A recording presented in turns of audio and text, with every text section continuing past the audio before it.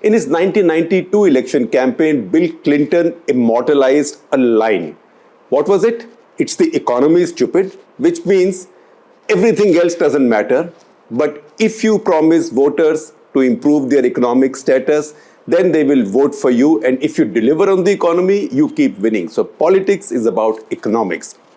Now, this week's National Interest is asking the question, does this logic still apply to Narendra Modi's India? But before I go there, let me also remind you that as far as we are concerned, as far as the media is concerned, the print is concerned, like any other media organization, our economics is quite simple and it does not follow any complicated logic of politics or personal appeal and things like that. Our economy needs capital to survive, to grow, to thrive.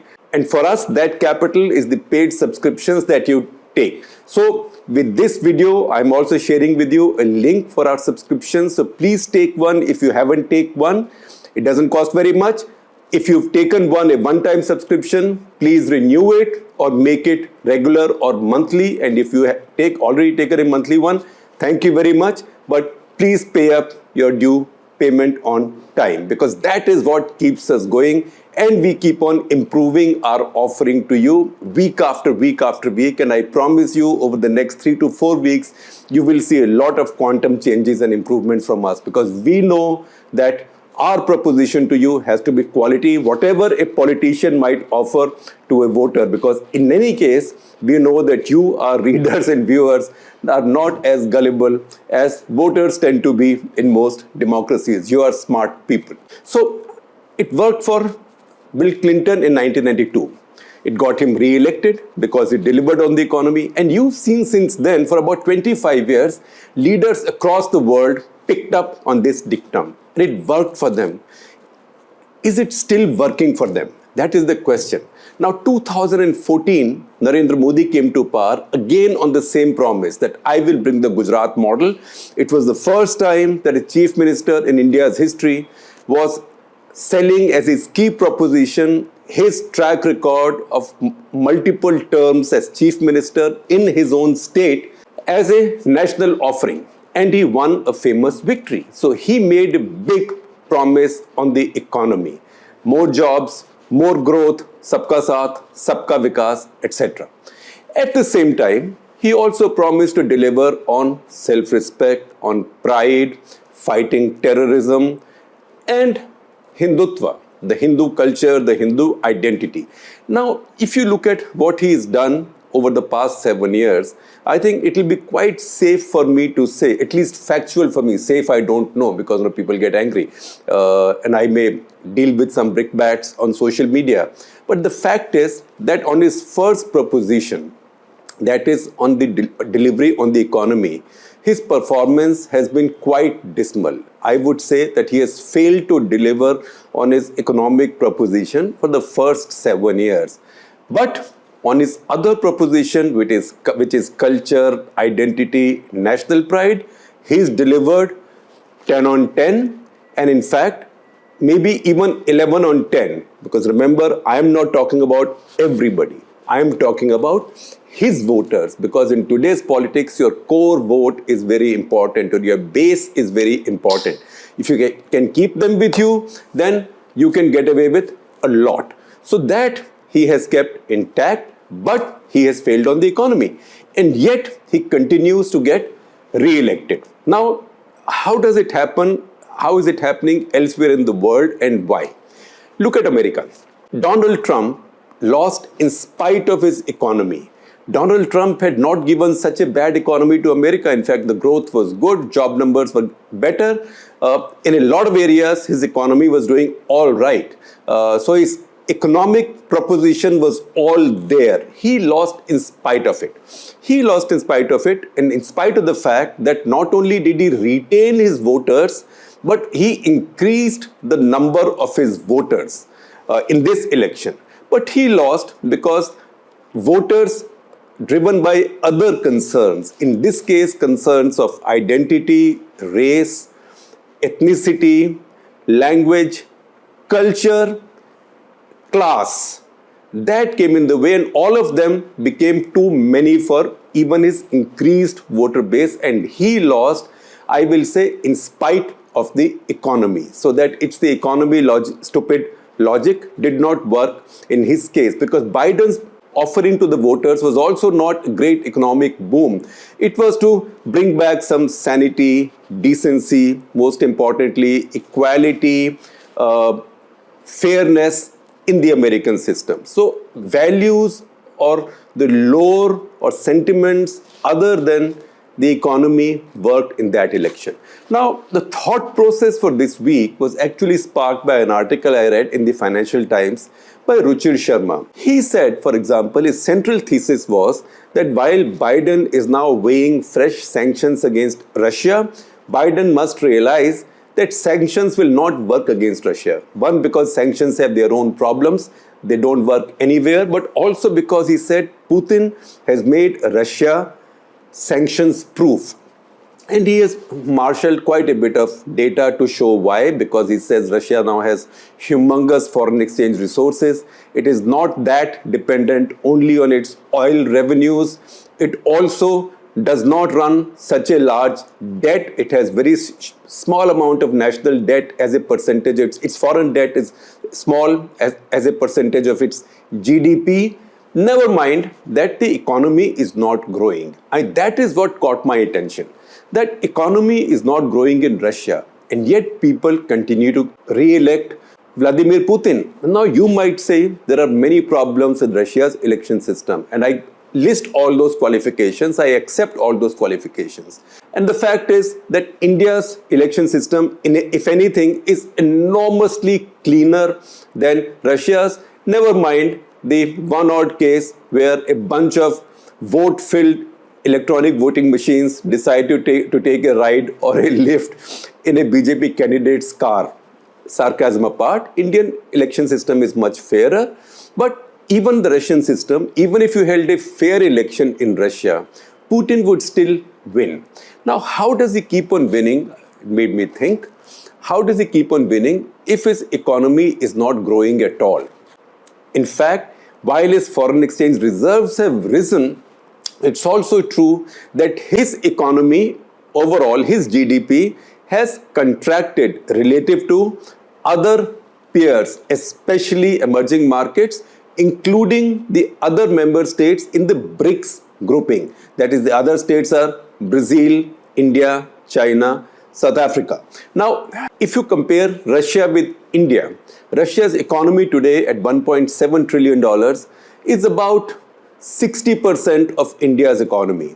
And the way things are going, gap will keep on increasing, even though this has been a bad year for India.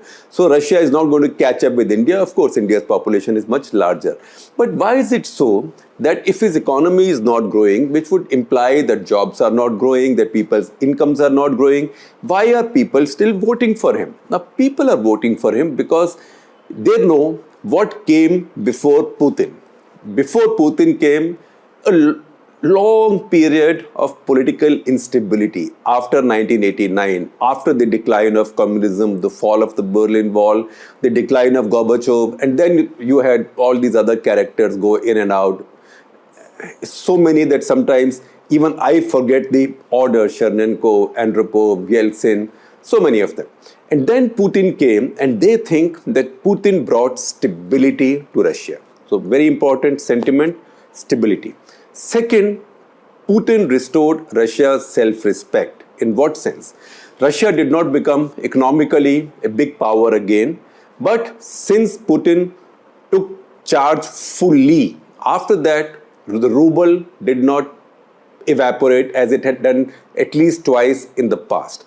Second, he strengthened Russia enough in terms of policy, in terms of military, that he was able to put down all the insurgencies, terrorism, whether coming from Chechnya or wherever, into Russia.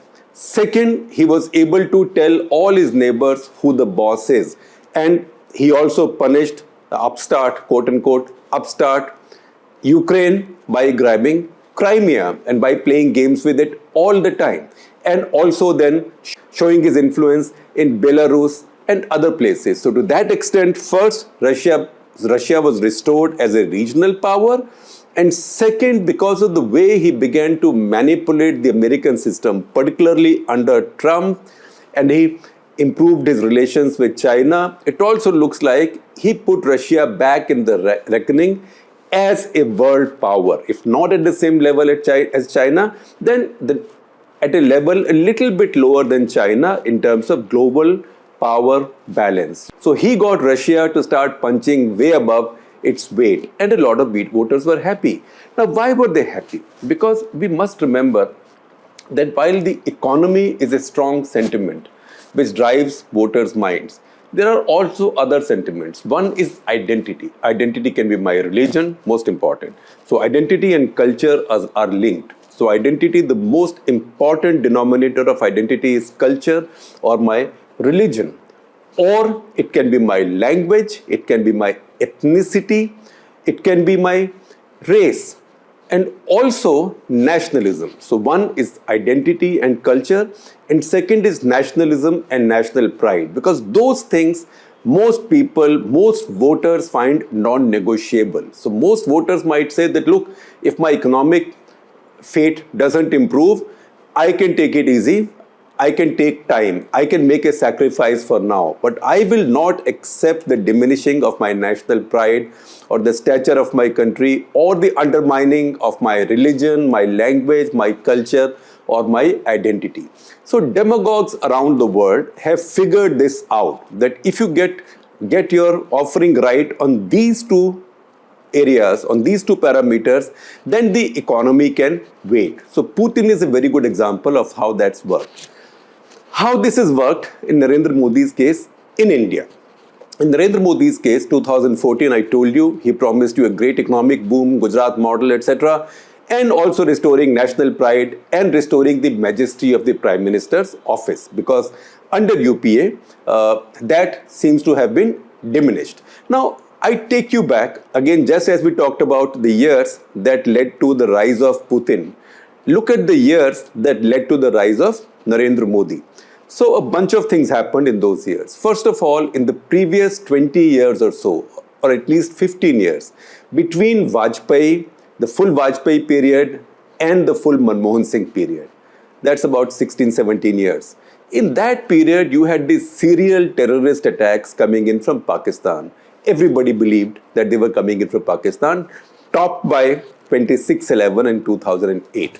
So a sense had built up over these 20 years under both Vajpayee and Manmohan Singh, because remember, it was under Vajpayee that the Kandahar hijack took place. It was under Vajpayee that the assembly building in Srinagar was blown up by a car bomber. It was under Vajpayee that Parliament was attacked. It was under Vajpayee that many other attacks, prominent attacks took place, and then it was under UPA that once again a series of attacks took place in trains in Mumbai and elsewhere, bombings in Delhi, Jaipur, etc., and also topped by 26/11. So there was a sense that was built up over a generation of Indians now, that a smaller country, a much weaker power, could come and bleed us anytime it wished. And all we did in response was to go complaining to the Americans, to the Brits, to the Chinese, to the Russians. So it looks like India was not behaving like the power it should be, that India was punching below its weight. That was one issue. The other issue was that India had economic growth between, say, 2002 and 2008. That economic growth had created a great mood of optimism in India. In fact, 2007 was the year of India. India everywhere was the theme at Davos, and everybody was celebrating the rise of India. That optimism propelled UPA to their second victory in 2009 with larger numbers. Part of that had come from economic growth. Part of it had also come from India's rising stature. Also remember, that is when Manmohan Singh had signed the nuclear deal. He had defied opposition from his usual opposition, but also his allies, the left, who had left him, and also from within his own party to face a vote of confidence, and he had won it. So that prime minister looked stronger than before. So 2009 they came to power. The next 5 years, UPA completely changed direction. Over the next 5 years, the party began eating up Manmohan Singh's government. The party began talking of inequality, poverty, etc. instead of tom-tomming its economic success and growth. In fact, the party was in the contrary mood. Instead of saying 9% growth, they would say, oh, 9% growth, 91% destruction. And that blame was being laid at his door. And you saw increasingly that Manmohan Singh became weaker and weaker and weaker and weaker. And his office had lost all its power and charm and respect. So Modi rode all of that. When he came to power, he delivered on one promise, which is restoring the majesty of the Prime Minister's office brilliantly, because he's now the strongest Prime Minister we have had, Indira Gandhi included. Because his party is in his control much more than even Indira's was in her times. Second, he's also shown the new assertive, aggressive side of India in the neighborhood, especially vis-a-vis Pakistan. So that has restored national pride. So he's delivered to you on national pride and identity in the sense of the temple, in the sense of many other things, and in the sense of having no hesitation in his obvious and stated display of Hinduness, if I may put it like that. So those are the two things that have driven him so far. The point is, how much further can it take him? Because he knows that so far these sentiments have saved him from his economic performance. His economic performance has been very, very poor. In fact, barring the first 2 years since he came to power, when he had some tailwinds from the previous era of growth, growth has been declining under him. Of the last 9 quarters, 8 quarters, India's growth has declined. And this was before the pandemic came in. Once the pandemic came in, that became a big excuse. But during the pandemic, India's growth decline is the highest in the world among major economies. Now, when these bad figures began coming in, you knew that he didn't like it, so he was trying to fight them. His government would either try to hide those figures, or try to rewrite those figures, or change the rules so the figures were calculated differently, say as with GDP. But nobody was fooled. 2019, he was re-elected with larger numbers. Before that, in Uttar Pradesh in 2017, he swept that election, even though the whole country, especially the poor people, the farmers, the small traders, they were all very badly wounded, very badly hurt by demonetization. Still, he swept that election because he was riding those two other impulses. Not economy was down, but culture cum identity and national pride, those were up. Now it looks like he's a smart politician. He also thinks that maybe the use-by date on this is over, so he has to do something about the economy, and that's why you've seen this flurry of action on the economy. But he also knows that economic growth takes time coming. So this year will be easy because this year the economy will grow heavily because last year it declined heavily. So this will be the equivalent of what the stock market calls a dead cat bounce. So economy will go up, but economy takes a long time building up and translating into votes. Usually it's a case of you build the economy, you carry out the reform, immediate growth causes inequality, you pay the price for it, and some successor then benefits from it. And second, you cannot count on it. Also, it's very difficult to be sure of a big economic boom in say 2 years, because that is when the campaign for 2024 will start. So he will keep focusing on the other two sides. The important question is his opposition. Will they understand it? Because so far they have shown no evidence of understanding it. In fact, they have waffled in those areas. They've concentrated their attack on him only in the area of economy and joblessness. But they fumble on issues of culture, like say on Sabrimala. Both the left and the Congress party made flip-flops on Sabrimala because they didn't understand cultural or identity sensitivities. So they made a big mistakes. Similarly, on nationalism, they make big mistakes. That came out in their skeptical response to the raid on Balakot for the Uri surgical strikes and also the Galwan clash. So those are areas which they have now ceded, I would say, full-heartedly to Narendra Modi. And as long as that happens, even if he's not able to deliver big time on the economy, he will continue winning because you know what? We would like to change that principle that Bill Clinton started or launched in 1992. It's the economy is stupid. We will change it now to it isn't just the economy, genius.